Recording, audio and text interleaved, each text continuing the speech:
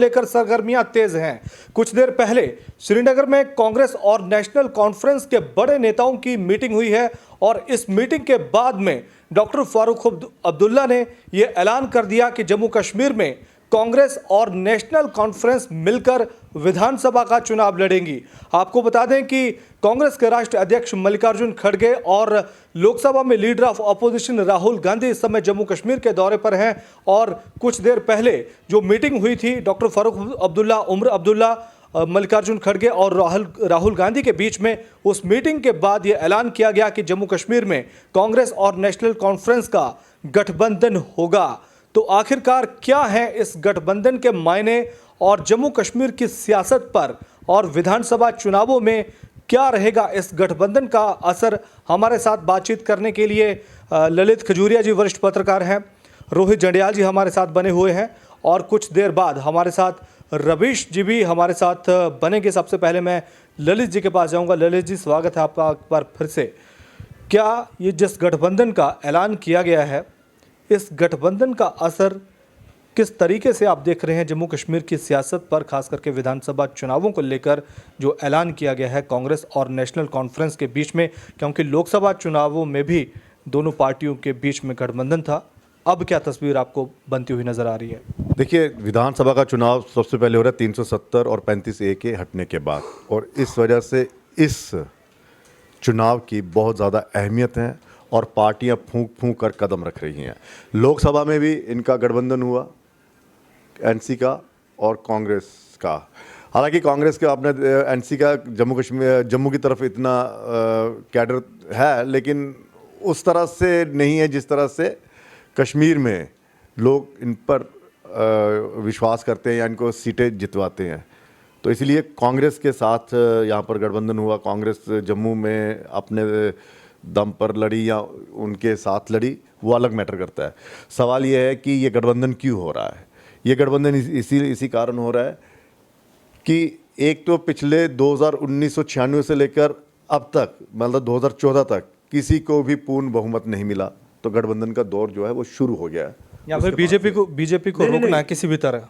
BJP को क्या तोड़ना है? बीजेपी को रोकना है। रोकना क्या? 2002 में क्या रोकना था बीजेपी को? अरे वो तो बोल रहे हैं कि नहीं हुआ क्या? गठबंधन की शुरुआत क्यों हुई भाई? बीजेपी को इस वक्त अभी रोकना है तो 2002 में भी तो रोक सकते थे, 1996 में भी रोक सकते थे जब वाजपेयी जी की सरकार बनी थी। पहले तो खैर जम्मू कश्मीर में बड़ा ज़्यादा अस्तित्व भारतीय जनता पार्टी का नहीं था। बात यह है कि 1996 से लेकर अब तक के जो चुनाव हुए हैं बिना गठबंधन के नहीं लड़े गए। क्यों? क्योंकि पूर्ण बहुमत किसी को नहीं मिला। किसी ने प्री पोल अलायंस किया, किसी ने पोस्ट किया, लेकिन गठबंधन की सरकारें बनी। अब ये समझ चुके हैं कि अकेले हम नहीं लड़ सकते, क्योंकि किसी भी पार्टी को 30 से ज़्यादा सीटें मिलती ही नहीं है। अब पहले जब मिलती थी तब अकेले दम पर ये सरकार बना लेते थे। उसके बाद अगर हम 2014 की बात करें तो किसी ने सोचा नहीं था कि पीडीपी और भारतीय जनता पार्टी की सरकार बनेगी। उस गठबंधन को कामयाबी पर पहुंचाया और उसके बाद एनसी को भी एहसास हो गया कि नहीं, अब हमें उन पार्टियों के साथ भी हाथ मिलाना पड़ेगा जो पार्टियां हमारे धुर विरोधी हैं। आप याद करिए 2018 में जैसे सरकार गिरी, पीडीपी, एनसी और एक आधी पार्टी जो कांग्रेस और आज़ाद, सब के सब चले गए कहाँ पे?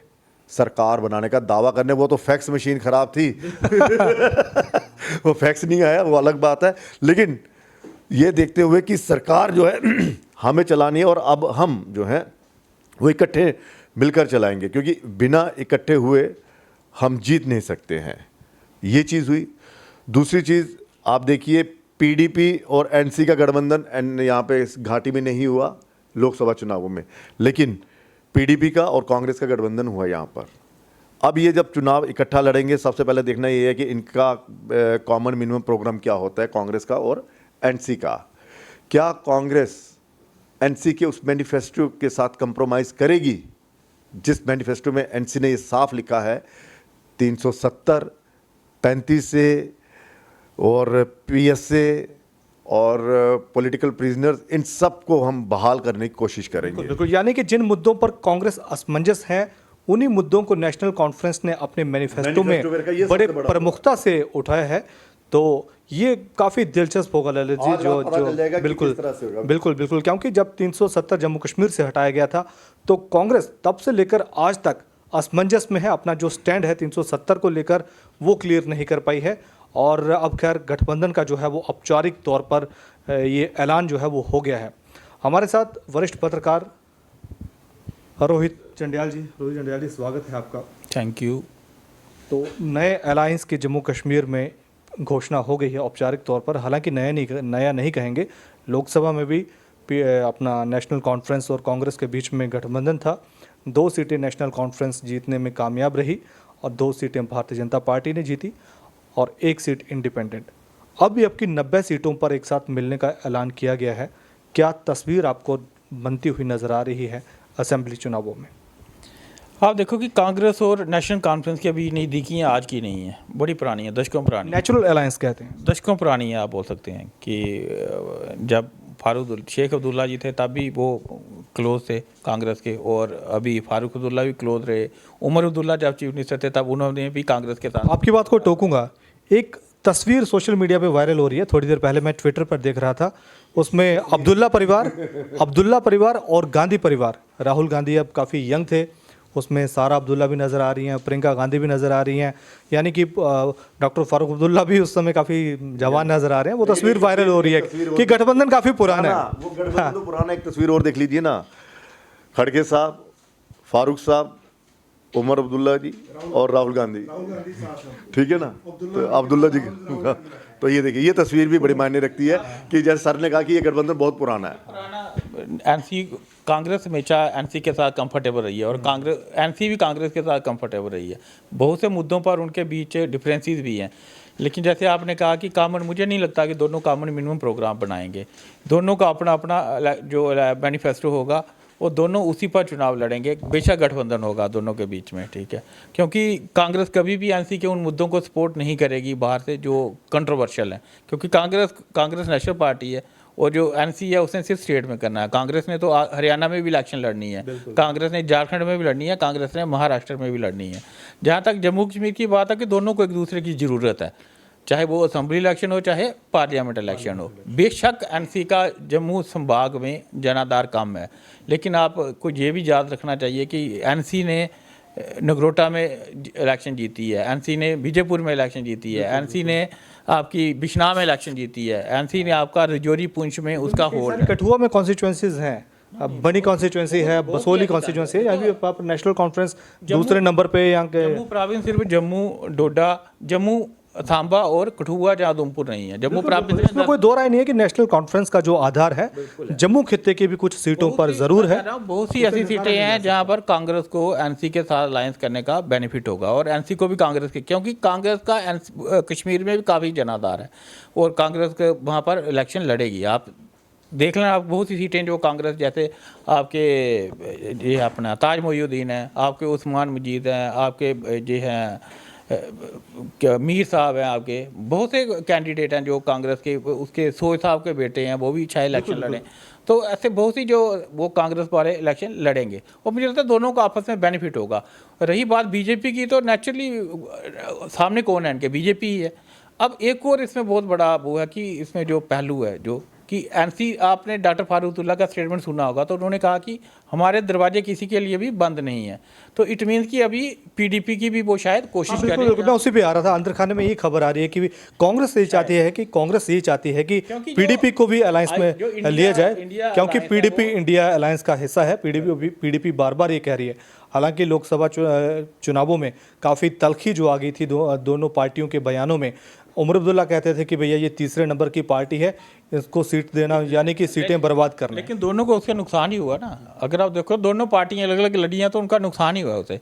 उमर अब्दुल्ला खुद ही चुनाव हार गए हैं और महबूबा मुफ्ती भी चुनाव हार गई। अगर दोनों के बीच अलायंस होता तो हो सकता है तस्वीर कुछ और होती। वही बोल रहा हूँ, हो सकता है कि तस्वीर कुछ और होती अगर तीनों दल आपस में लड़ते।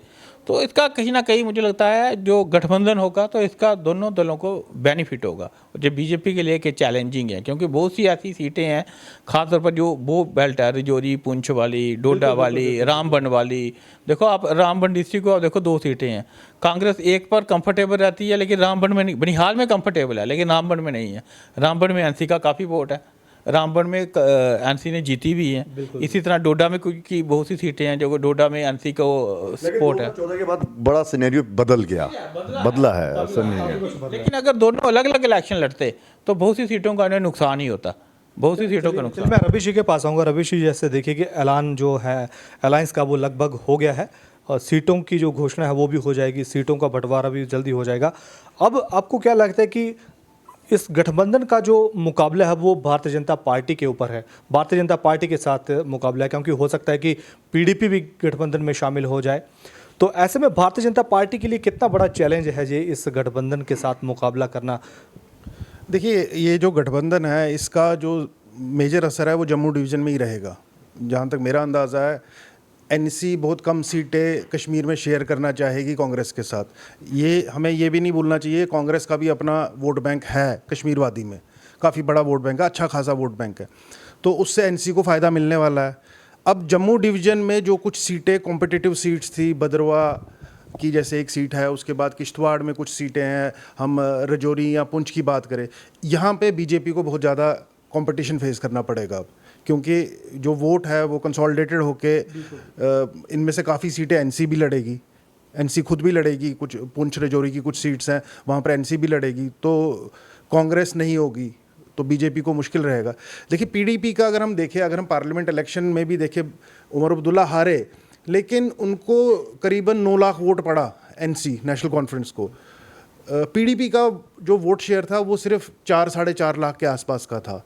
तो मुझे नहीं लगता कि अगर एनसी के साथ रहेगी, एक पार्टी चूज़ करनी। देखिए, जो एजेंडा लेके राहुल गांधी आए हैं या उन्होंने कुछ देर पहले बोला कि हमारा अलायंस हो गया है, वो इसलिए कि आइदर वो अब्दुल्ला साहब से मिले हैं अभी, अगर वो अलायंस हो जाता है ठीक है, अगर वो नहीं होता है, क्योंकि देखिए अब्दुल्लाज के ऊपर भी बीजेपी का भी कुछ हद तक प्रेशर होगा कि भाई नहीं करना है आपने ये, क्योंकि सेंसिटिव स्टेट है, इतना कोई वैसा खुला मैदान नहीं है, तो हो सकता है कि या उनको कुछ अपना कोई रिजर्वेशन हो तो वो अलायंस ना करे, तो उस सूरत में वो पीडीपी के साथ जा सकते हैं। तो तीनों का एक साथ आना मुझे मुश्किल लग रहा है। इसके अलावा मैं काफ़ी बात कर रहा हूँ कल से इसके ऊपर कि इंजीनियर रशीद का क्या असर रहेगा। जो इंजीनियर रशीद वाला फैक्टर है वही डिसाइडिंग फैक्टर रहने वाला है इस इलेक्शन में, क्योंकि जो उनका इन्फ्लुएंस माना जाएगा बांडीपोरा, कुपवाड़ा और बारामूला डिस्ट्रिक्ट्स में, इन तीनों डिस्ट्रिक्ट्स में 16 सीट्स हैं।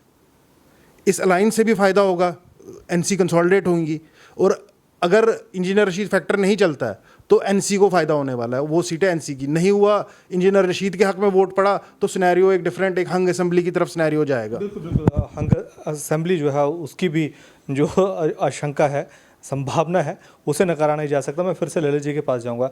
ललित जी, राहुल गांधी का आपने बयान सुना होगा, अलायंस होगा लेकिन कांग्रेस के कार्यकर्ताओं के मान सम्मान बना रहेगा, उसके साथ कोई भी समझौता नहीं है। तो इस चीज़ को क्यों जोर दे रहे थे?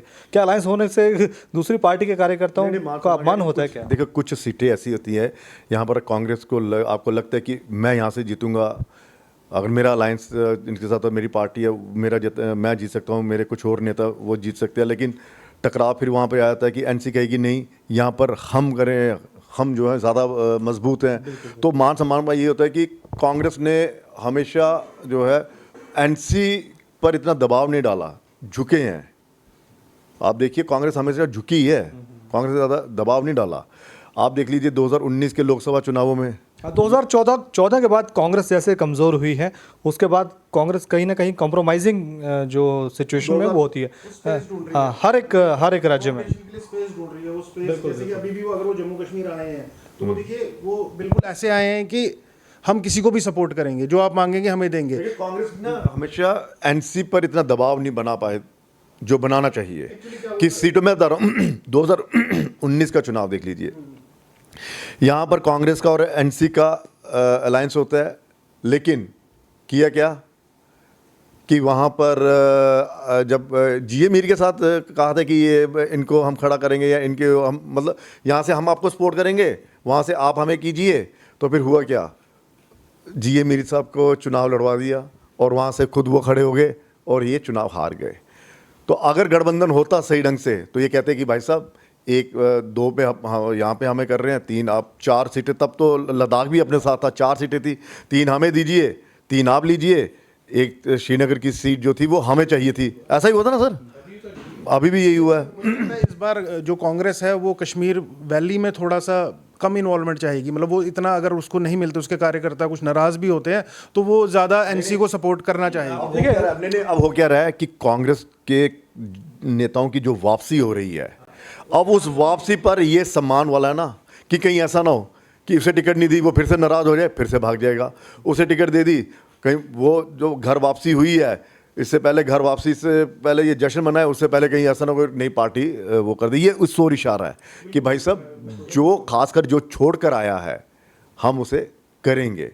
और दूसरा ये एनसी की अगर मैं बात करूं, एनसी देखिए जो खासकर मुस्लिम एरिया हैं, एनसी का वहाँ पे रहेगा, जम्मू डिवीज़न में, वहाँ खासकर आपका डोडा, ठीक है, राजौरी, पुंछ, बनिहाल, ये वहाँ पे रहेगा। लेकिन जम्मू में भी एनसी में सिर्फ 2 सीटों की लड़ाई होगी, वो भी नगरोटा और विजयपुर की वो लड़ाई है मान सम्मान की, अस्तित्व की, कि भाई साहब राणा साहब हमें छोड़ कर गए हैं और राणा को हराना, हमें देवेंद्र राणा जी को हराना, और वहाँ पे सलाथिया साहब हमें छोड़ के गए हैं और सलाथिया को हमने, तो नेशनल कॉन्फ्रेंस यहाँ पर कहेगी कि वो ये भी कंप्रोमाइज़ कर लेगी, ठीक है हमें मत दीजिए, बनिहाल शनिहाल में नहीं चाहिए हमें, हम यहाँ पे भी भूल जाएंगे। लेकिन ये 2 सीटें जो हैं ये हमारे लिए बहुत अहम रखती हैं। इस पे ये जोड़ना चाहूँगा मैं कि जो पॉलिटिशियन है उसका थोड़ा ईगो अपने हाथ में होता है, वो घुमाता है ईगो को, तो बेनिफिट उसको ज़्यादा रहेगा कांग्रेस कैंडिडेट उसको अपोज करे और वोट टूटे ना।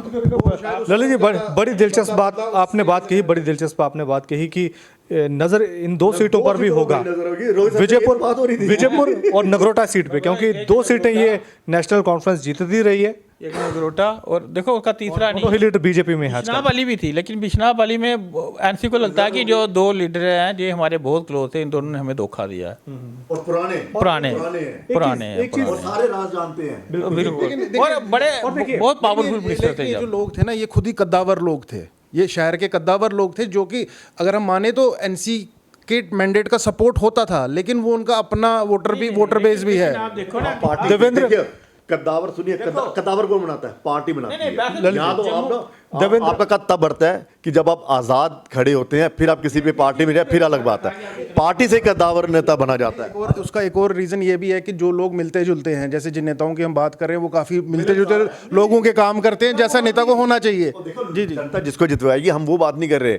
हम बात कर रहे हैं कि एनसी की इन 2 सीटों पर ना ये होगा तो क्या दावा ठोकेंगे, दावा ठोकेंगे। मैं एक नगरोटा, एक बीजेपुर, 2 तीसरी रामबन, चौथी किश्तवाड़, ये 4 सीटें तो पक्का एनसी लड़ेगी। किश्तवाड़ से लड़ेंगे शजाद की चलू, ठीक है, रामबन से लड़ेंगे चमन कौन था उनका, सुनने में आया कि वो लड़ेंगे, ठीक है। फिर 2 सीटें जी, आप 2 सीटों पर एनसी, ये जो 2 सीटें ना, ये ईगो। और एक चीज मुझे याद आ रही है, देवेंद्र राणा साहब जब भारतीय जनता पार्टी में शामिल हो गए थे एनसी छोड़कर, तो उमर अब्दुल्ला साहब का दिल्ली में एक इंटरव्यू चल रहा था, तो उस समय वो काफी भावुक भी हो गए थे। 25 साल की इन्वेस्टमेंट मेरी जो है, तो वो देखिए राजनीति में कोई आएगा, कोई जाएगा, कोई छोड़ेगा, लेकिन कुछ नेता ऐसे होते हैं कि जिनके जाने से ना कुछ नेताओं को होता है कि हाँ, एक वैक्यूम तो क्रिएट हो गया ना जम्मू संभाग में। उमर अब्दुल्ला के जो हमने जो देखा है, उमर अब्दुल्ला के जो देवेंद्र राणा थे बहुत क्लोज थे। जब चीफ मिनिस्टर थे उन्हें आप जैसा कह सकते हो कि डिप्टी जो चीफ मिनिस्टर थे वो राणा साहब थे, ठीक है। अब वो जब एकदम जम्मू में ऑल इन ऑल वही थे नेशनल कॉन्फ्रेंस, पहचान फेस ही वही था। पहले उनसे पहले थे अपने गुप्ता साहब, तो उनकी जगह जी हाँ राणा साहब ने ली थी। मैं बता रहा हूँ ना कि एनसी अगर मान मनोबल करेगी कि हाँ जी ठीक है, मैं अभी भी कह रहा हूँ वो हर सीट पर कंप्रोमाइज कर लेगी, 2 सीटों पर कंप्रोमाइज नहीं करेगी। देखने वाली है कि जो राणा साहब और नगरोटा से लड़ते हैं या नहीं लड़ते हैं, हो सकता है वो अपनी कॉन्स्टिट्यूंसी बदल दें। तभी तो भारतीय जनता पार्टी ने अभी तक अपने पत्ते नहीं खोले भाजपा अपने पत्ते नहीं खोल रही है। मैं लोकसभा चुनावों में भी अगर बात करें तो गठबंधन था दोनों पार्टियों में। मैं हाँ, मेरे पास कुछ ये आंकड़े हैं, परसेंटेज है लोकसभा चुनावों कौन में। से ये वाले? हाँ, अभी रिसेंट लोकसभा इलेक्शन जो है, कहाँ पे गठबंधन था इनका? अभी जो लोकसभा एनसी और कांग्रेस का, जम्मू में कांग्रेस का पीडीपी के साथ भी देखिए था। बीजेपी को, देखिए बीजेपी को 24.36% वोट मिले हैं। हाँ, और कांग्रेस की अगर कांग्रेस को अगर बात करें तो 19 यानी कि 19.38% वोट मिले थे। और नेशनल कॉन्फ्रेंस की अगर बात करें तो 22.30% वोट जो है वो मिले थे। और पीडीपी बिल्कुल और पीडीपी को 8.48 4.5 लाख वोट 50% तीनों पार्टियों के। तो काफी हद तक देखिए ये ट्रेंड है। काफी लोग, मेरी ललित जी से भी बात हो रही थी, यहाँ रोहित जी भी बोल रहे थे कि ये ट्रेंड डिफरेंट होता है। इकट्ठा इलेक्शन होता है, असेंबली और पार्लियामेंट लोग अलग अलग वोट करते हैं, लेकिन मुझे लगता है कि काफी ट्रेंड इसी के अकॉर्डिंग होगा। चीज़ मैं आपको बताता हूँ, 3 लोकसभा सीटें, मैं तो ये तो कहते नहीं हमने जम्मू में डाली हुई है सीट राजौरी पुंछ वाली, वो घाटी वाली सीट हो गई है। आप सोचिए 18-54, एक लोकसभा में 18 सीटें ही है ना। उधमपुर में भी 18 है और जम्मू में भी 54 सीटें, तो सोच लीजिए ये सीटें हैं जो जम्मू कश्मीर की राजनीति की दिशा और दशा बदलेगी। जो एनसी और कांग्रेस के लिए फोकस ज्यादा यहाँ पर रहेगा इनका। इसमें हम भद्रवा और डोडा वाली साइड बोल रहे हैं, वहां से भी कुछ सीटें और हैं।